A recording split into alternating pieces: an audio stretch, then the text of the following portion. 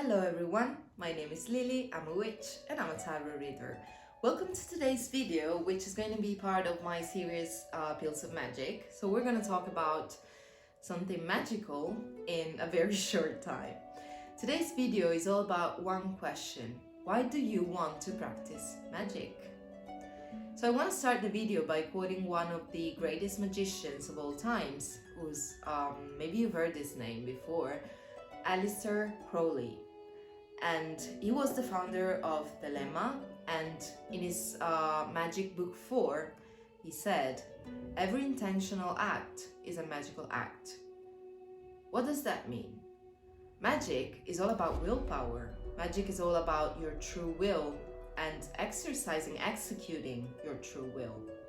So everything that we do consciously is actually an act of magic.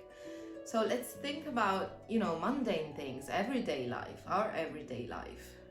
If I want to send an email and I do it consciously and I think about what I want to write in that email, what I want to, what message I want to convey with that email, that's actually an act of magic because I'm doing it consciously. I'm putting my true will into the act of writing the email.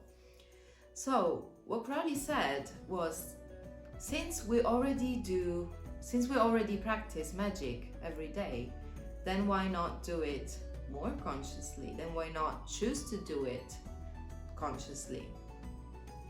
I think that's a very, very beautiful thought, because we're already doing magic, we're already manifesting the reality we want to, then why not do it with the extra intention of manifesting what we want?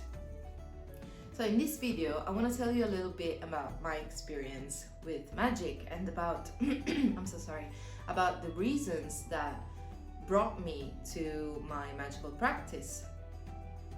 So I'll start by telling you the story of when I was a kid and I started seeing spirits and getting contacts with spirits at a very young age. And at a young age, I also started reading cards.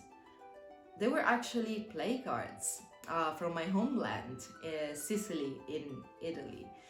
I will put a picture, if I can, of that deck. They're just playing cards, but I felt like there was something that was calling me to actually read those cards, to draw those cards, and by looking at them I could tell something. I could tell what was going to happen, or I could give some advice on things. And I started doing that for my family, and they were actually shocked because they were like, why are you doing that? And when things started to happen, they were even more shocked because I was just reading play cards and things were happening. So that was kind of a big deal. So that brings me to my first reason for practicing magic, because by doing all that, by getting in contact with spirits and feeling things and seeing things, I felt like there was something more to this life than what I could see. I felt like maybe there was a higher purpose for me and for everybody else on this earth.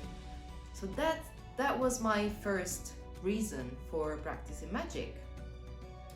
The second reason is actually strictly connected to the first one, because when I started feeling that way, when I started feeling like there was something more to this life, I got very curious about things. I started questioning everything. So I started asking myself questions like, okay, I'm seeing spirits, I'm talking with spirits, why is that? Who are they? What do they want? Why are they here? What are they trying to tell me? And then curiosity kind of took over, because I was like, okay, so if there's this part of life that I didn't know about, like spirits or reading cards, then what else is out there that I don't know about? I want to know stuff. I want to, discover stuff. I was a very, very curious kid. And that led me to my magical path. And actually, it led me to a lot of discoveries through the years. It answered questions about myself, and I discovered things about, the universe, just to, play small, and my family. Um, and that kind of knowledge, when it builds up, it actually makes you feel very powerful, because you're starting to understand how things work, and that is amazing. And that curiosity actually got me on a different level, let's say mentally, because it was like I was growing as a person, I was growing as a witch. The more questions I had, the more answers I was seeking, and that brings, growth.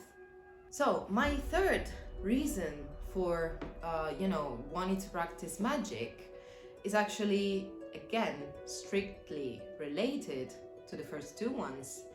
And that was, I wanted to change my life. I wanted the power to actually do something, to act, to change my own life, and to help people around me, my family, my friends. So that was another reason. I wanted to practice magic because I wanted the power to change things around me and within me. So power in magic, it's not a bad thing. Power is not to be demonized, it's not to be pushed away, when you understand that power is actually a means to an end. You can use power to do things, to help people, to change your reality, which is what we do, with magic. We use spells or candle magic and meditation and, sigils. We use manifestation. So we use that power that we are achieving to actually change our life and the life of people around us, or friends and family, for example.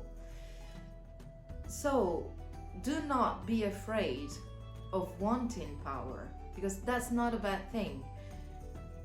The thing that you should be very careful about is wanting power for the sake of it. Just to say, I'm very powerful. That's not useful. Like, if you want power to use it to change things, that's a good thing. If you want power just because you want power, then that can lead to destructive behavior and, to distract your own life and everything that's good in your life. So I want you to think about this. I want you to think about why you want that power. What do you want to do with it?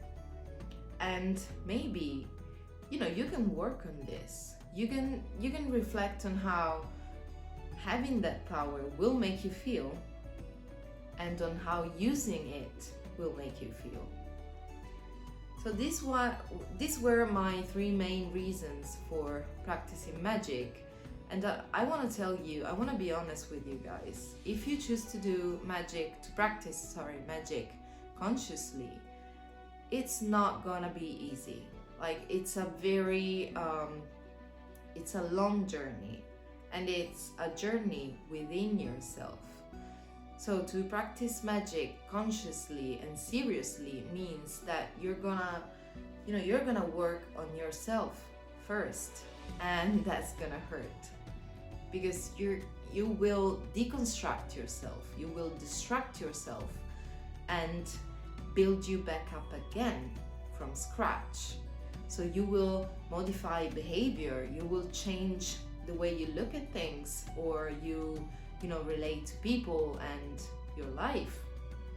That process is painful, and I want you to know that if you can push through that pain, if you're serious about changing yourself and your reality, if you push through that pain, then it's worth it, because you're gonna be a better person, you're gonna change. I'm sorry. And it's hard, it hurts, but it will take you one step further in your journey, in your path. And that, for me, is a magical feeling, because when I reach a goal, when I reach a point where I say, wow, I've made it so far. Wow, that I actually did something, and that was painful, but it was hard, it was painful, but I made it through. And I'm one step closer to, you know, gnosis or discovering my true self. It's an amazing feeling. And the journey doesn't end there. You know, I don't think it ends. Like, we have this constant need of changing, of progressing, of growing. And each time you reach one little step further, you have to, you know, be joyful for that. You have to be happy for what you did. But just remember that the road ahead is still a long one. And it's gonna be beautiful. And it's gonna be painful. But, you know, I believe it's worth it. So, that was today's video. I want to ask you now, what are your reasons for practicing magic? Let me know in the comments below. I'm very, very curious about this. I'm very curious if, you know, this video has sparked some curiosity within you, and I'd be happy to read your answers and talk to you about all of this. So, I want to thank you for your attention, and I will see you in the next video, which is gonna be a Sunday reading. So, until that time, thank you again for your attention, and may the gods be with you always.